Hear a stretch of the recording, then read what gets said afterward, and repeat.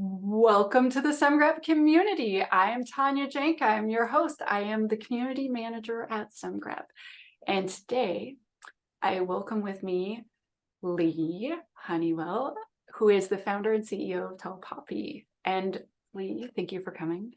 I was wondering if you could introduce yourself and tell our guests a little bit about you. Yeah, thanks for the introduction, and thank you very much for the invite to be here. I've been really looking forward to this. My name is Leigh Honeywell, co-founder and CEO of Tall Poppy. We're a personal and executive cybersecurity company focused on keeping people safe outside the corporate firewall.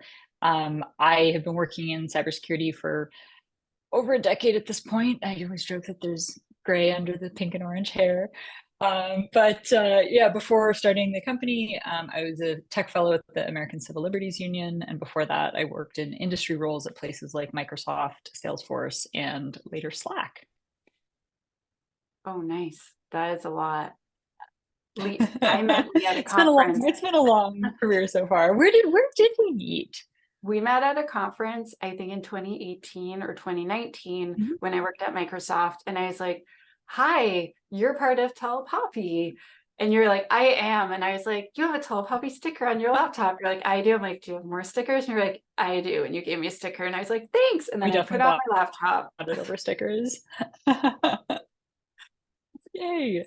Yeah, I feel like that was maybe RSA at that point. It totally could have been. Um, I just remember there was yeah. like a desk. There was some sort of desk so that I could see your laptop. And I was like, ooh, look at those stickers. Oh, I gotta go meet her. I love it. Okay, so today we're going to talk about digital safety, and we're Oh. supposed to be having a fireside chat, but I do not have any fire. I'm sorry. But I'm wondering, oh, Zoom has frozen, so that's great. I'm going to quit Slack. I'm just going to quit a few things because it quit for a second. And so I've quit out of Slack, sorry, because Slack takes up a lot of space, but You're still here. I still see you. Yeah. Okay, perfect. Okay, awesome. So we're talking about digital safety today online. And I'm wondering if this might sound weird, and you live this all day, but what does digital safety mean? So when I talk about digital safety, it really comes down to two things. What are the technical measures that as individuals we can take to keep our personal online ecosystem safe? This is things like sort of technical security tools that we use, personal security practices. And then the second piece of it really comes down to the sort of interpersonal non-technical issues, things like harassment, cyber stalking, swatting, which is like when somebody calls the cops on you in a fake situation, and sort of general stalking issues overall that happen on the internet. So that's talking about that sort of digital safety. It's really both the technical and the non-technical aspects of it. It sounds scary.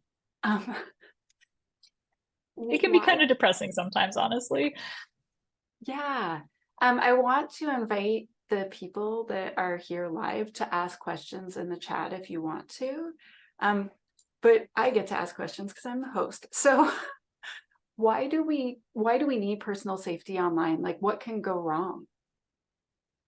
I learned a term this spring, which I've just found to be like a really useful frame. I learned it from a CISO that I know.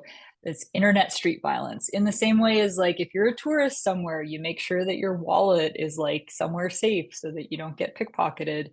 When we are using technology on a day-to-day basis, there is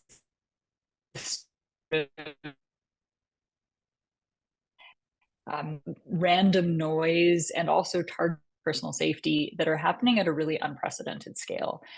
Everything ranging from stuff that's automated, think of password reuse and an attack called credential stuffing, where I go into a database of breached credentials that was stolen from some random company. And I'm like, let's see, I'm going to take all of the email addresses and password combos and try them against this bank or try them against what was the one that 23andMe had this happen to them recently, where people were using these databases of breached credentials to download literally people's like DNA data. So that's like the automated large scale stuff. And then there's stuff that's not automated, but it's still happening in big numbers. There's an attack called pig butchering, which is, if you ever got any of those wrong number text messages, it's great to see you at the gala last week, Bob. Who's Bob? They're trying to strike up a conversation with you and eventually like turn it into a scam. And then there's a lot more targeted stuff where they're going after specific individuals at specific companies or organizations. Hey, you just raised a big funding round. Let's try and like convince your accountant to hand over a bunch of money, right? That really sort of targeted stuff that does still affect that sort of personal security. So that's the kind of spectrum of things I think about. But there's definitely a lot of stuff that can go wrong. Yeah. I contacted Leigh like last summer, or not this past summer, the summer before, because I was having problems with online harassment, and she gave me a whole bunch of awesome advice and resources, which I'm going to ask you to share at the end, because it was really helpful. Okay, so when you look at companies, like what types of roles? So as a person that I guess is an influencer or a person that does lots of public speaking, it turns out I have a lot more risk. I've had a whole bunch of people harass me online, and all the other people I know that speak at conferences have had a lot of this, including like acts of violence, like in person. Yeah. And so, like other than, you know, someone that's the public figure, what other types of jobs might have more of a personal safety risk? We see a couple of different like angles around people's work that result in them having to deal with personal security issues. One of them, as you identified, is the people that are sort of being a person about the company in public. It's developer relations, it's in some cases marketing, but the folks that are that sort of like evangelist or advocate. This bank that I know, they call them like the micro famous people within the bank that like are the ones that go on CNN about the day's financial news. And those are roles that exist in a lot of companies, and companies are really just starting to grapple with like how to actually like keep those people safe. Executives in general, sometimes it's because they're a high profile role, sometimes it's literally just because there's C in their title. There's a bunch of specific roles like trust and safety or policy work where the nature of the work, maybe you kicked somebody off the rental booking platform, or you kicked a user off of your content website that has user generated content. That user might like flip out at the employees who made those decisions or who they perceive as making those decisions, because it's not always the same people making the decisions that are public about. Yeah, that can be a really tricky sort of thing to interface with. And then speaking of interfaces, really anyone who interfaces with the public, anyone who interacts with the public, we think of like customer support. But even retail or frontline folks, we've seen a number of cases where employees at like retail stores, you know, got targeted with these sort of like online hate things due to a, you know, maybe they're LGBTQ or whatever, and some like hate blogger, or in many cases like TikToker or YouTuber, like clips a video of them that's often deceptively edited, et cetera, et cetera. So it can be surprising what kinds of roles people end up having personal security issues around. Yeah. But those are some of the ones that we've seen. I guess the other one is there's also just like a random person who's not public, but who has like a messy breakup or is dealing with like a stalking situation where it isn't related to their work, but it still affects their like, it stresses them out at work is the fundamental thing. Yes. I I remember we had like a breach once where basically a keylogger got onto 6 employees' computers. And I was like, Mm. okay, so team, there were 3 of us, and like each of us are gonna do 2 employees, and we're gonna go through and help them reset passwords or do whatever they need and just hold their hand. And they're like, if someone does their personal banking at work, that's their problem. And I was like, guess what's gonna happen? They're gonna get nothing done all day because they're gonna be afraid. And like that's a thing that's going to happen, so we have to take care and like make sure that we are there for them. Like, I don't care if you feel it's part of our job, it is part of our job. And so there you are. Did I Sorry disappear about for that. you? My internet hiccuped. It Oh, briefly hiccuped, but I am back now. Yep. okay. Well, basically I had, About that. you know, like we had to sit with employees and help them change their passwords and change all those things, because I think they're not going to be able to pay attention all day. They're going to be distracted. Yeah. They're going to be scared. Right. And I would Yeah. much rather we sit with them and spend 2 hours helping them.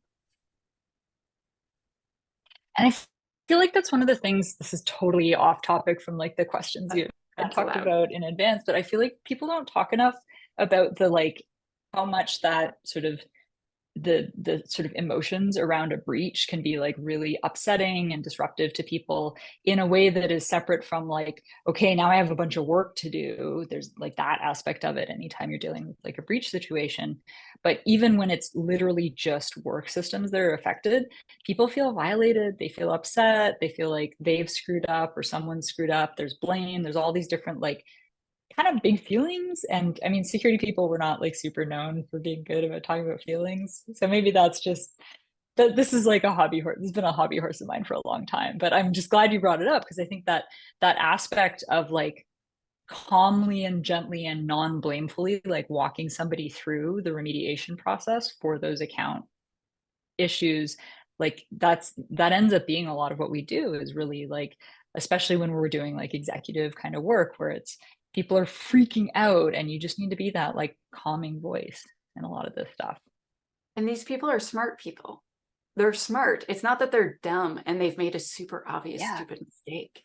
This is a smart person who was not trained in this, was not taught to do this. Mm-hmm. Yeah. So speaking about things smart people can do, okay, Yes. so people are listening, people at home, what are some quick wins that someone might be able to do to try to protect their privacy or their digital footprint? I don't know, the way you say it. Yeah. So in terms of digital footprint, I really always recommend folks start with Googling themselves, and not just Googling themselves, but like first name, last name, city, first name, last name, job title, combinations of information about them, particularly if you have a more common name. My name, relatively unique. I suspect that yours probably is too. I'm the only one. Maybe they're the only one, exactly. So you know that mentions of yourself are going to be like, that's pretty much you. But if you have a name that is more common, where there are more John Smiths out there, city name, job title, maybe a fragment of your phone number, home address, so that you can surface information that's been shared about you, that is relevant to your sort of security posture. So thinking about what that sort of online footprint looks like, and then deciding like what are the actions that you need to take. In some cases, it's information that was like shared innocently. I once found my home phone number in like somebody's GitHub logs, and it was a private like community database that had accidentally been pushed to GitHub. I just like sent a DM to one of the folks that ran the community. I was like, hey, I'm sure you didn't want to do this, but just FYI. And they were like, oh my God, I'm so sorry. And they took it down immediately. There's a lot of interactions like that are like pretty low stakes. Sometimes it's these like, I'm really thankful that we're in Canada where we're affected by one class of data brokers, which is like the business contact databases, which has always made me super mad that they think that it's like okay because it's for business that they can share people's phone numbers, but I don't think that's kosher. So opting out of those like Rocket Reach and Zoom info and that kind of thing, that's something that like anybody can do for themselves. And then I think the third one is in the States in particular, there are all of these consumer data brokers that publish people's home addresses. It's super, super creepy. So I think there's both doing the opt-outs yourself, but then also like there's a bunch of ways to engage in advocacy around how this is not okay, whether it's like calling your representatives, whether it's working with organizations like Consumer Reports, where they're actually doing important policy advocacy around privacy. That's, I think, like it's both important that we keep ourselves safe as individuals, but also that we look at this from a systems perspective. And like, it's not actually sustainable to tell everybody to just like opt out of these commercial companies sharing their data. There has to be regulatory action around it. But why do we need to hide our home address and our phone number? So I know why, because I've had like when I was a Yeah. professional musician, I wrote a song about my stalker, because that's what twice I've done that because I had to. But so I know But a lot of people don't understand. They're like, wherever you just live there, what's the problem? Why, Leigh? I mean, I think, you identified one of the biggest risks is that if you end up having someone who like fixates on you, them knowing where your home address is no bueno. But I think there's a couple of risks that people don't necessarily think about. My cat is climbing up the wall in the corner. I'm not going to turn the camera, but it's really both cute and extremely distracting. So there's both the actual like scary stalker situation, Yeah. but there's also just this question of like we don't know how things might escalate. We don't know how that information is going to be misused.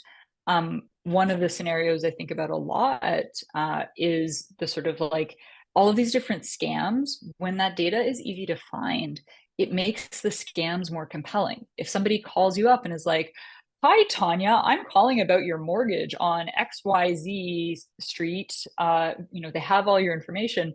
Your brain like trusts that person, even if you're generally like a cautious person. You're like, "Why are you calling about my mortgage? Are you really from my bank?" But they know your home address. That's weird. Well, Yeah. it turns out that's actually really, really easy to get.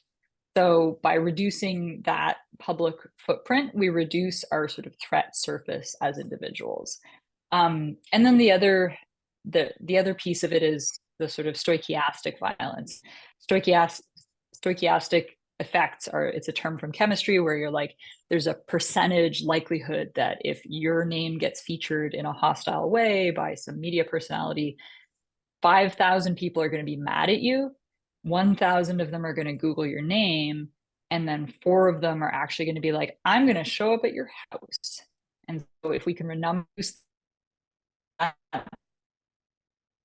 that 5,000 who Google you, or the 1,000 that Google you, to like all 1,000 Google you, but nobody finds your home address, like that is a win for your personal security. So those cases where there's like a lot of people that are mad at you, we can't necessarily predict who's going to get mad at who about what, because it is often this sort of like, it can feel very random to people who become targeted, but we can Yes. reduce our footprint and therefore our attack surface. Yes. One thing that I found very interesting when I started looking at this stuff. So, when you gave me that sticker, I went and read your site and I followed all the steps, which turned out to be very important later. And when I did that, I saw that Corporations Canada had posted my home address on the internet. So if you own a corporation in Canada, unless you own a building or have a building where your company legally resides, they put your home address. And I had a corporation, like a yoga corporation, because I used to send yoga ladies. There could have been men, but I just only had yoga female employees. They would go in the offices at lunch and teach yoga to other offices. And then I could pay them a lot because we didn't need to have a building, right? And so everyone gets to do Nice. yoga, they get a stretch, the ladies get paid, is awesome. But having my home address on the internet, not awesome. So I actually have to pay a service through a lawyer for an address of service, several $100s per year to hide my home address. And that's very frustrating. That's completely unreasonable. And they It's very said it's so frustrating, and I think track, it's, they said it's to yeah. stop shell companies that are like a company and a company and whatever, so that they can get a hold of those people. But I'm like, is it really about me? And to stop the shell company, they don't necessarily need to know your home address. They just need to know your name. And I think that's one of the really interesting trade-offs with a lot of like open records and privacy stuff, is that there's a balance of like harms and civil benefits that we have to take into account. And there's also sort of like, does it need to be like on the internet, or should you have to like go down to the county records office and like manually search and pay $1, right? Like maybe there should be some amount of speed bump, but not too much speed bump, because we also, it's important that investigative journalists can do work around corporations and that kind of thing. But, in that case, like when I think about my corporate registrations, we use a mailbox service that includes that address service of process. And it ends up being like, all of these things end up being sort of a tax on people who care about privacy. Is like, oh, if you care about privacy, you have to pay X dollars to be able to have the ability to be private. And there's very good social reasons why, the name should not be private, but maybe it would be okay if the address was private. I don't know. I'm not a policy person. I just try to keep people safe on the internet. So yeah, I think Yeah. these are like genuinely hard social questions for us to address, like as a country, as a society, as many countries and societies. Yeah. So when you were talking about Googling your name, a thing I want to encourage people to do is Google common misspellings of your name. So people Mm. often, so I'm Polish descent, and so my parents thought they'd be super nifty and name me Tanya rather than Tanja, like they spell it in Poland, because they didn't want people mispronouncing my name. And they're like, everyone will know it's Tanya, and then people call me Tanya, which Mm. I hate. But anyway, and so people who are Slavic will often put Tanja. Well, it turns out Tanja Janca Ah. did porn. Um, so that was Oh, awkward oh to find no. out. But luckily, I have so many search results that doesn't show up anymore. But Googling You've like a variation of like your out SEO'd yes, I out the SEO'd adult that young entertainer. lady.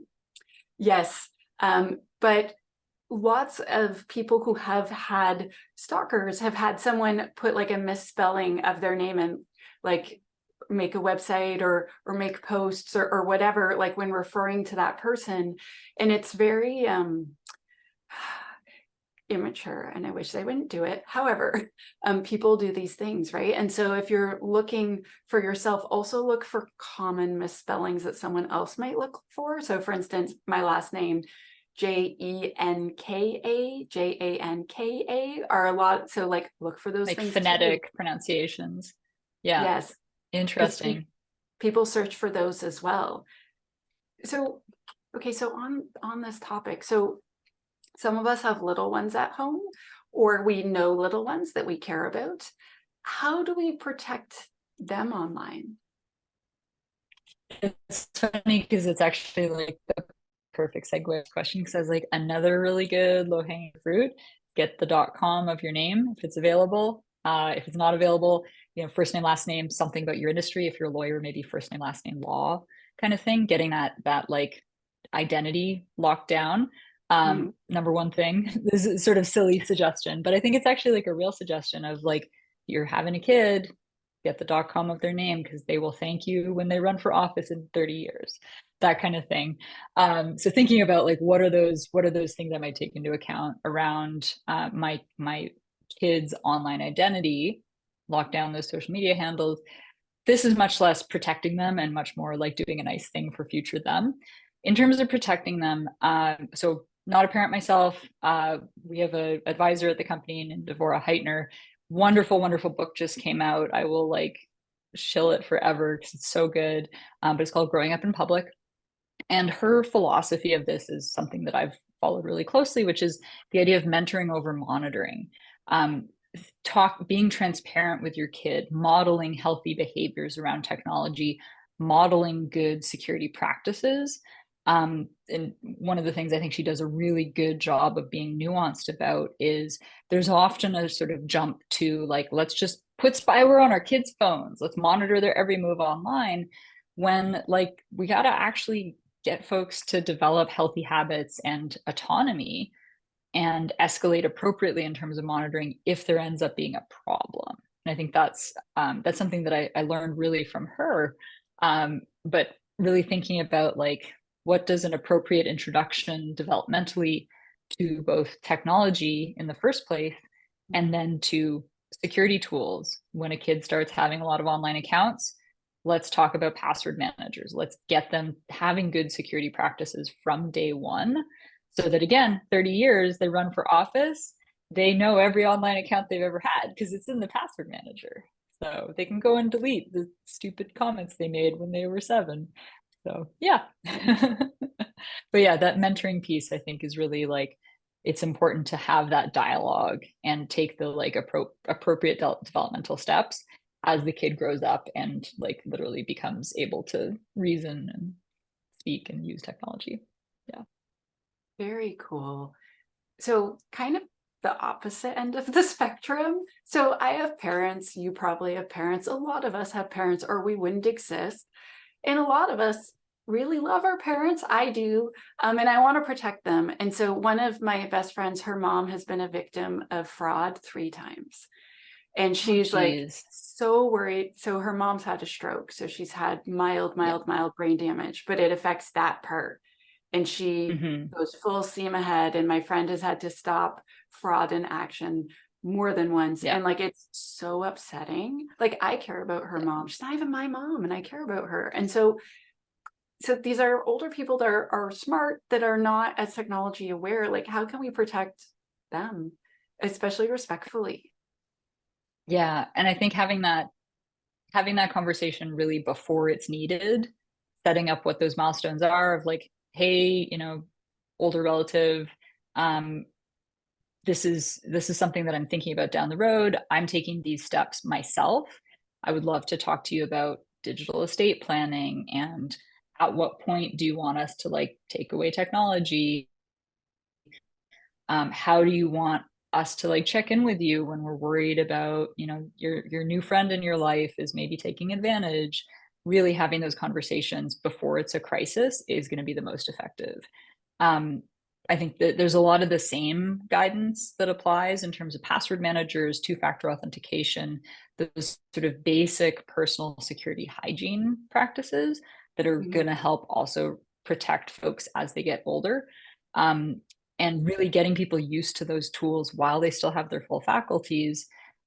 As folks potentially like lose some of their faculties, like experience cognitive decline, dementia, various other issues, things like shifting to a Chromebook, taking, if they're a Windows user, setting their accounts to be non-admin so they can't install software. But if like they need some software installed, you can always like log into your admin account.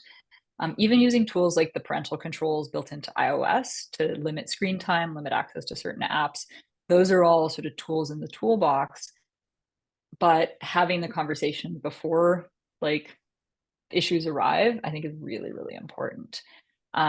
I think also having conversations around specific types of scams that are targeting older folks. I mentioned the pig butchering scams, which are the wrong number turns into a romance scam. Virtual kidnappings are another one that really affects elders a lot. It's also called a grandparent scam because it's so ubiquitous in terms of how older folks are being targeted. And to describe how that scam works, basically, like I call your parent, like I've kidnapped Tanya, and they play a recording of like screams in the background. If you don't send me $5,000 via Western Union, I will murder her, or like otherwise like grisly outcome. And these are, that scream, not Tanya. That scream was just a recording. Often it goes after like grandkids, so it's like a child screams. There's a lot of urgency. It's fundamentally social engineering, like any other kind of social engineering attack. But it's all fake, right? It's all fake. And educating people that that is a possibility, Mhm. because those scams really are targeting folks in North America in a pretty methodical and high volume way. My other favorite resource, and this is super, super random, the AARP has an amazing podcast and newsletter about scams that target elders. They also do like investigative journalism. It's really great. Yeah. So What does highly, highly recommend ARP, that. what does ARP stand AARP is the American Association of Retired Peoples. It's for? basically Okay. like a lobby group slash benefit association in the States that advocates on behalf of retired people. I just realized that I only messaged you about an AARP podcast. That it's not helpful if I only There we tell go. you Excellent. about the podcast you told me about. Yeah, awesome. How how do Yeah. so I try to tell my family, and basically anyone that will listen, like people at the bus stop, convenience store, about password The person managers. sitting So next to you on the airport. I'm just like, you're getting a password manager. They're like, stop harassing me. I'm just trying to make your coffee at the Starbucks. But I tell them about it, and they're like, oh yeah, I totally have one. And I'm like, cool. Is it by saving it into your browser with autocomplete? They're like, yeah, that's my password manager. I'm like, that's not a password manager. And I try to explain it's not the same. Can you help me word it better? So the way my thinking, this is actually like a spot where my thinking has evolved. If they're using if they're consistently using the built-in system password manager on iOS or the one in Chrome, and they're using it cross-device, so it's like syncing their passwords between iOS and like they're actually using Safari on Mac, or otherwise like they're being consistent in using it, I think those are totally fine. And I'm like, Okay. you go keep using those strong, unique passwords everywhere, really like emphasizing the thing that is useful about password managers is that the passwords are strong and they're unique and that you don't know them because it's autofilling it for you. That's the thing that saves you from phishing. You're like, why didn't my password for Google fill in? And you check the URL and you're like, evilfakegoogle.com. Oh, right, because I'm not at the real Google, right? I think that it really used to be that the passwords built into browsers and iOS were like garbage. They've come a long way. If the person isn't using that, or they're like, I use it, but it's like annoying and it doesn't work that well, and I use multiple devices and I can't use it at work. That's where I come in with the like, let's talk about actually good password managers that are third party and that will cross sync between different devices. The ones that I generally tend to recommend are Bitwarden and 1Password. I think those are the best products on the market in terms of the balance of like usability, security effectiveness. They're mature products. Both of them have pretty good audit trails in terms of like they've had a lot of security eyeballs on them. And so really being able to have those two, you know, Bitwarden has a free offering and a low cost offering. 1Password is a little bit more expensive, but it's not that expensive. So being able to say like these are the things I recommend, there's two of them. But also if you're happy with what you're already using, keep using it. I think Yeah. that's how I sort of navigate that. Thank you. That's so helpful. I had my parents many years ago, like many like early 2000s. They went on a holiday, some family members, and they're like, just in case something happens to us, we wanted you to have this. And it was a document that had all their credit card numbers, their passports, Yep. every password. And I was like, okay, let's talk. And like, this was way before I worked in security. I'm When like, you get let's back, we got to talk about this. we need to talk about security. We need to talk about password. Yeah. Like put it all in the password manager and then share that vault with me temporarily.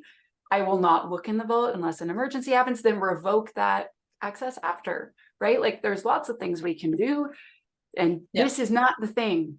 This is not and emailing it to me back in the day when emails weren't encrypted, just yeah, no.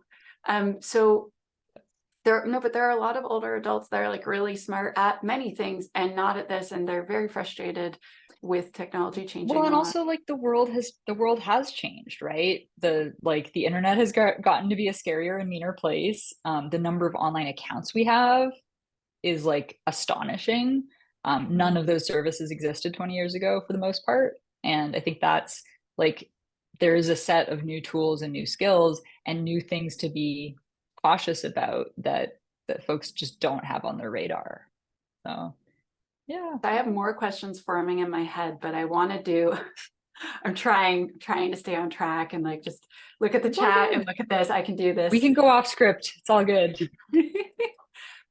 Okay, so what should companies do to protect people online? This could be like their users or their employees, or I mean, so let's not talk about government yet. Let's just a company, they have customers, they have employees. How can they protect them? Yeah, I think there's a couple different things to touch on there. In terms of protecting users, the two things that are really near and dear to my heart are both the sort of technical security controls on whatever the service is, making sure that they have good application security practices, good secure coding, configuration, all of that sort of like technical stuff. And then if it's a site or service that has any sort of user interaction, user generated content, making sure that the users are safe from each other. And so that ends up being like policy, trust, and safety. There is like an emerging body of practice around trust and safety and how to keep users safe from each other. And I was talking to a friend recently who's advising some like college entrepreneur club, and they were like, we're going to do this marketplace for XYZ. And my friend was like, have you considered that users are going to be awful to each other? And they were like, no.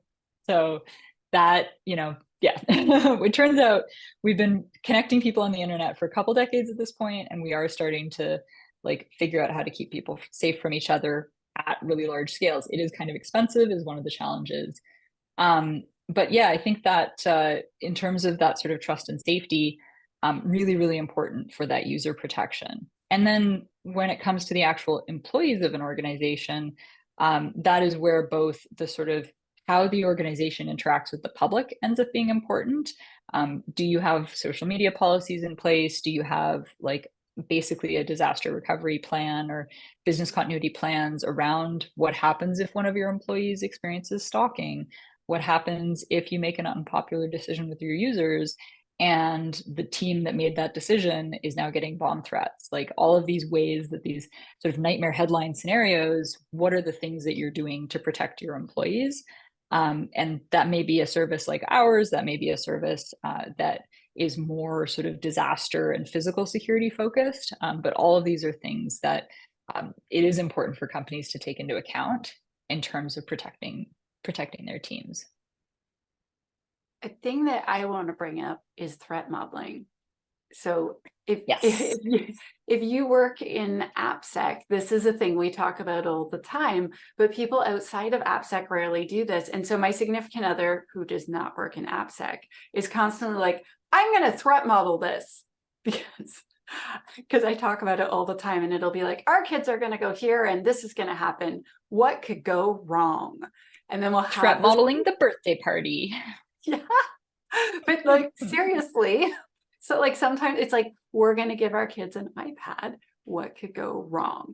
We're going to do this. What could go wrong? And like planning for it in advance. And Yep. so maybe these companies, like maybe a lot of people should be threat modeling, like we're putting our employees' face on this product. What could go wrong Yep. for them? Yeah. And what are we doing to protect those employees who are going to be the public facing part? It's funny. I feel like threat modeling is one of those things that as soon as you learn it as a tool, you do it everywhere. I was at an unconference a little while ago, and there was a conversation around disaster recovery, like in like you have really bad weather, there's storms and like sort of prepper stuff. And I'm thinking of your family vacation with the sheet. Somebody made the really good point of like having a sheet of info in your car with like your insurance, your emergency contact, the super basic like bullet points of personal information that are relevant in these sort of disaster scenarios of like you get in a car wreck. Because when you're in a car wreck, you're in shock. You can't like, I don't know what my insurance is. Like, I don't know who my, like, what is my home address? I don't remember. I have a concussion, right? Like, Yeah. yeah. So that was just, I think there's always sort of thinking through like, what are the, and some of it is, it can add too much stress to your life sometimes, but I think it can often like reduce the stress to just take the moment to think through like, what are the things that could go wrong and how can I mitigate them within reason? So. Yes, yes. So briefly, in January, we're having Adam's show stack on, and we're gonna threat model. um, so that's exciting. So okay, so let's say you're a security person and you work at a startup. What are some security gotchas like you've seen running your own business? Because it was exciting at times running We Hack Purple. So what are could you please tell me some things maybe to watch out for? I think there's definitely a whole bunch of like early stage technical security practices that certainly when I've talked to other folks at startups, I've often been surprised like how far along do you wait until you hire that first security person? Maybe you can push it further down the line if some of your early engineers are like really clued in on security. But really like paying attention to not like outrunning your headlights before you start to bring in that security expertise. One of the really unexpected ones for me, both like as you know running my own business, but also how I've seen other people run businesses and also like attacks that I've seen is, man, like business accounting and banking stuff is like super scary security wise. I'm like, you mean it all goes in the same bank account? I use one of these like fintech startup banks, and they actually let me have a dedicated, you know, I can spin up as many accounts as I want, which is awesome. So the account that's on my like accounts receivable, when I send out an invoice to a client, that account has no money in it ever. It is only incoming, and the money comes in and gets moved to a different account. So I can feel confident sharing that account information with like whoever, because there's never any money in it. So stuff like that, where it's like the sort of basic moving the money around practices, I'm always like shocked at how sketchy that stuff can be. And especially when you look at companies that like so and so just raised $10 million, you know that in a lot of cases that $10 million is sitting in the checking account. You're like, ah. So yeah, basic like accounting governance-y stuff is really interesting to me. And then the other one that I see a lot of, and have experienced in workplaces I've been at, is onboarding and offboarding folks, making sure, especially offboarding, like when someone leaves the organization, making sure that there's like a diligent list of all of the places that they have accounts, especially before you roll out SSO. And whether this is a company, whether you see this with like small nonprofits all the time too, community associations, that sort of like access control stuff, it's really hard to do right. But even if you haven't spent the big bucks to have SSO and have like the enterprise version of all your tools, having that checklist of like what are the accounts that everybody's been onboarded to so that I can offboard them effectively, that can be a pretty big security win that's relatively easy to do. Want to hear something funny? On Friday, I hired someone back from We Hack Purple part-time to help me with some stuff. And she was logging into one of the accounts. And so I like got her set up in 1Password and we did all the stuff. And she's like, I can't log in. And I was like, yeah, are you using one of the, like, are you using 1Password? And she's like, did you change the passwords on me? Yes, you stopped working here. You got a new job. Like, yes, no hard I feelings, did. just like I had to offboard you. It says in the policy. Yeah, she was just like, well, all my saved passwords don't work now. I'm like, yes, ma'am, they do not. Just like I do when every single person have to leaves. reset the passwords. And she's just like, oh, I guess that was security working this whole time. I'm like, yes, ma'am. And I thought you might appreciate that. I love it. I love it. Yeah. One other thing, like to go back to fraud briefly, like, so you mentioned, when you go to a site that's a phishing site, your password manager won't work because it sees, and I remember that happened to me once, and I was like, why won't you work? And swear words were involved. And then I was like, oh my God, this is a phishing site. Oh my gosh, thank you, 1Password. You're the best. Customer for life. Yeah, and that light bulb went off, right? And so my friend whose mom's had problems, she was like, Mom, do you really think that Canada's spy agency needs you to buy Google No. gift certificates right now? Like, why would they ask you, Mom, a lady who retired from the public service 20 years ago? Why would they need you? Why wouldn't they call Tanya, the one that works in the cybers, who's really good with a computer compared to you? Why wouldn't they call her? And she's like, and like you could see it clicking. And she's like, oh God, I'm so dumb, aren't I? No, you got tricked by a person that's a jerk, right? What can we try? Like so like if we are like caught up in something, like how can we think, does this make sense? Is this likely? Like, how can we try to trigger that? I think this is very like moral philosophy more so than like technical cybersecurity stuff. But I think trust but verify is sort of a cliche, but I think that's a very reasonable thing to take a moment to say, like, hey, thank you for asking me for these gift cards. Is there a number that I can reach you at that's publicly listed on government agency's website, and an extension that I can dial to confirm that it's you? And like, if it's fake, they're not going to have that, right? Like, if this is really the White House, if I dial the main White House switchboard, what extension should I dial to reach you? And they're going to not have an answer to that. There should always be a path to verify that. And if it isn't, then it's dodgy. And I think that applies to all financial stuff. Look at the number on the back of your credit card, call that number and no other. But I think the sort of like taking a moment to like check in is like, is this too good to be true? Is this preying on one of my human frailties? Is this creating a false sense of urgency? That's like one of the things to think about. The flip side of all of these sort of technical countermeasures is like, I want to exist in a society where we can like trust our neighbors and exist in community. And the way to do that is to a certain degree to just acknowledge that like sometimes you are going to get conned and it doesn't matter. It's one of those things like I travel somewhere that's like a less socioeconomically developed country than the one I'm in. If I get scammed a little bit on a taxi fare, like I don't care. I don't care, right? It's water under the bridge. I'm super active in my community's like buy nothing group, and every so often somebody gets kicked out of the group for like reselling things, and I'm like, did I ever give that person something? Eh, whatever. I've had so many other like positive interactions.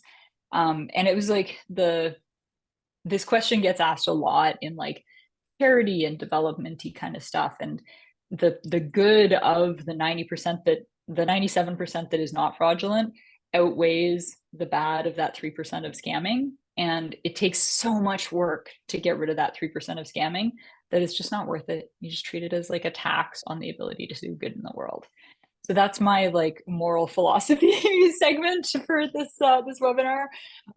But at the same time, like, you know, independently verifying out of band and checking in on like, are one of my human frailties like urgency, or in fact, it's not always our frailties that are being preyed on is like the tragic thing, right? Sometimes it's our like our helpfulness and our like empathy, right? It's not like people talk about how it's like greed, everybody scams are always going after greed, but it's not always that. It's often your like community mindedness and stuff. So yeah, sometimes that's just the cost of like existing in a society. Absolutely. I But remember nobody many, ever wants you to buy gift cards ever. That's never a yeah, thing. no governmental organization needs you to buy a No, gift card. your boss, nobody ever wants you to buy gift cards. I remember years ago someone writing me from Africa when I was a musician and saying, I really want to play your CD and listen to your music. And this was before you could really listen online. They're like, but I don't have a thing to play music on. So I sent them batteries and a Discman, because that was 1,000 years ago when those existed, and a copy of my CD, and I mailed it to them. And my friend was like, well, what if it's not really that like young lady that's in the, what if it's a man? I'm like, well, then some nice man in Africa gets to listen to my 7 songs, and I hope he likes them. And if he's scamming me, like, was he gonna do like sell the Discman? Like maybe, but that person, if this, they were willing to send me several messages, and like this was a big deal for them, and like if they're gonna Yeah. profit off that, maybe they need that profit, and maybe that's okay. And maybe like Yeah. I'm scammed or whatever, but I'm like, I'm not feeling too bad. Maybe that person That's needs not some the biggest thing kindness. to get worked up about. Yeah. And obviously like this is true about stuff that's like small, and where again with the taxi, I don't Yeah. care. It's fine. I'm not going to argue about it. But the bigger stuff, the especially like these awful pig butchering scams, like this is stuff that's funding terrorism around the world. This is stuff that like is taking people's entire net worths, like the stuff that's happening at a really large scale. I think it is important to be a total hard ass about, like sort of goes without Yes. saying, but yeah. And report. It's really important you Yes. report, even if you Yep. feel embarrassed. If so, years ago, someone stole the change out of my desk. So I am an avid Diet Coke Zero actually now, middle age. But I used to drink Yeah. full Coke, um, and I was still a rake. Um, but I would have change at my desk so I could go buy my Life Force Coca-Cola. And one day I come and it's gone. And I was like, whoa, someone stole. So I called the security team. This was years ago when I was a dev. And they're like, oh yeah, someone on your floor has been like robbing desks. And I was like, how many? And they're like, oh, I think you're like number 9 to call. You didn't think to tell us? And someone had been robbing everyone for weeks. And so then I sent an email to everyone. So 20 people had been robbed. Yeah. Oh my God. Yeah. And so I forced the issue, right? Yeah. And told like and felt the need to do something. But if you don't report, people don't know, we can't stop it. Yeah, and I think that's comes back to the sort of online harassment discussion. we often make recommendations around reporting, and it, with the caveat that it like feels really frustrating, and this law enforcement needs a lot more training and like attitude adjustments around this stuff. But it is really important to establish that paper trail and patterns of perpetration. And I think that's like, there's many different fields where that's the case, but I think it's very true. Online scams, online fraud, as well as online harassment. A year and a half ago, when I had all of those people on Reddit that were organizing so they could try to figure out where I live so they could come get me, I called the police and they're like, oh, you should block that user. I'm like, it's hundreds of users. And they're like, well, then you should just delete your account. I'm like, that's how my entire business makes money. Like more than 50%. So at that point, like 75% of our sales came in through social media. It would be in my Twitter inbox. Hey, we need secure coding. What's your email, girl?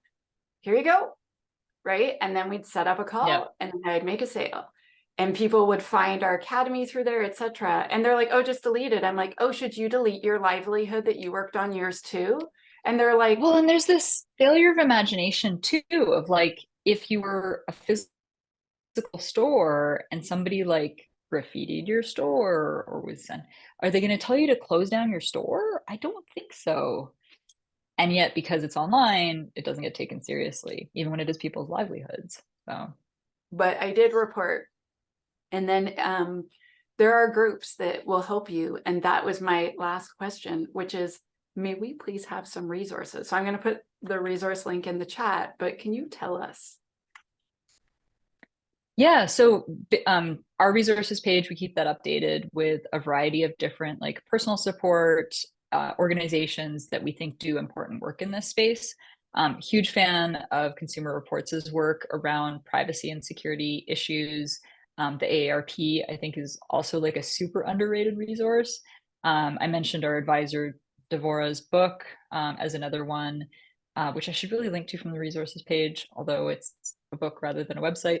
But yeah, those are some really great places to start. Definitely recommend subscribing to our newsletter as well. You can sign up from the bottom of any of the pages on our website. Very infrequently have we emailed people, but we are going to email. We're going to send one out soon for the end of the year. And yeah, I think keeping posted about security issues, scams, fraud, all of that kind of stuff, I think is a really interesting and emerging field. So would love to hear from folks, and definitely check out our resources page. You should also follow Leigh on Twitter and LinkedIn, and follow Tell Poppy on those as well. I think it's Tell Poppy HQ on Twitter, and just look up Tell Poppy on LinkedIn. I'm sure you'll find it. I am on their newsletter, and I've been getting their newsletter for years, and there's really helpful tips. Leigh gives all the awesome tips, and it's really great. While you're at it, oh, there we have leighhoneywell.com. You should also look at that. And then maybe you should just also follow Semgrep, because like while I'm like shilling, let's shill all the things. Great content, at least the stuff I've seen from Tanya. Yeah. Oh, follow me too. She hacks purple. Follow everyone. Let's do it. Leigh, thank you so much. This has been so valuable. Guess who I'm going to send it to? My parents. Amazing. Love it. Thank you. This has been really fantastic. So if you could send people home with one message of a thing that they should go do, what would it be if we can leave someone with a thing to go do? Talk to the people in your life, people that you care about. You know, if you ever get a call pretending that I've been kidnapped, like if I don't say banana, it's not really me. Right? Having that sort of like watchword, the sort of family password, I think is really important. So really just like open the conversation with the people in your life that you care about. That's the place to start. This is so great. Thank you so much. I clearly have to have a discussion with my family when they get home from school. This has been so fantastic. Thank you so much, Leigh. I really Thanks appreciate everyone for listening. the time. Okay, thank you everyone who showed up as well. We appreciate you. This has been a Semgrep community event, and Leigh, I will see you next time. See you soon. Bye everyone.